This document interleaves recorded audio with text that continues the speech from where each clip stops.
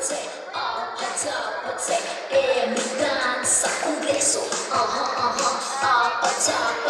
Apate, emitan sa Kongreso. Mga hinigala sa segundo distrito, ang kalambo at hayag na kaayo. Ating kugihan kasaligan, maalagaran sa tanan.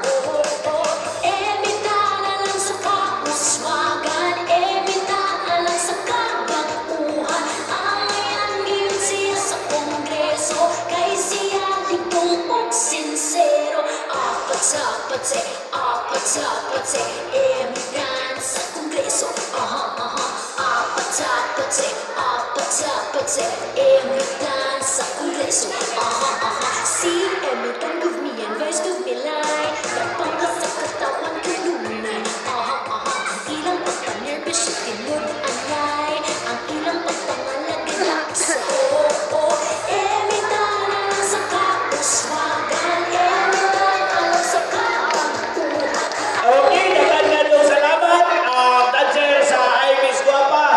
Ila importante ang mga maganda doon. Ang importante, karong Mayo 12 ang number 1. Mo importante.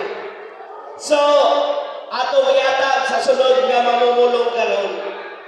Kanisin sa dili mo taga Rizal kung wa mo kaila ni Lando Guapo. Kinsa ba na kaila ni Lando Guapo? Ha?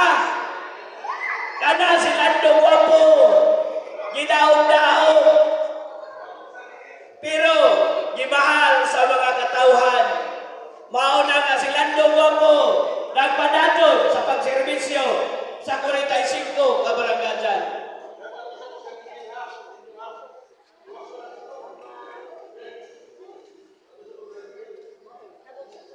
Si Lando Guapo usahay po kung magabinta mungadto po sa Manila kay nag-uban-uban ni Sharon Cunita usahay na po'y cancer kay hinganlan po ni si Andrew Kini na bang kuno Andrew sa isang buhok kundi na look alike to Andrew usa atong sugaton sa masigamong palakpakan number 12 sa Baluta Rolando Tirante ang tingog sa mga mag-uuma.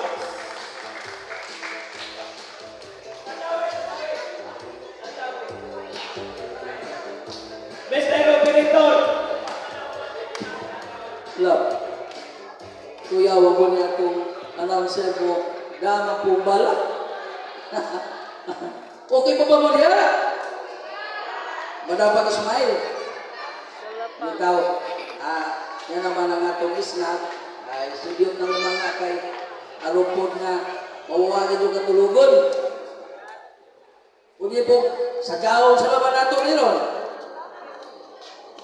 Bitaw, ako na ipagtao sa itong kapitana din sa Barangay Rizal, ako President, si Pap Inday Tilin, sa ibang mga kagawad, mga IBs, District Kalon, mga leaders, na karong gabi na, ako pagtao sa akong ninong, akong idol, dati itong sa Lungsod, ako po kapitan din dati si Ninong Mili Corderos.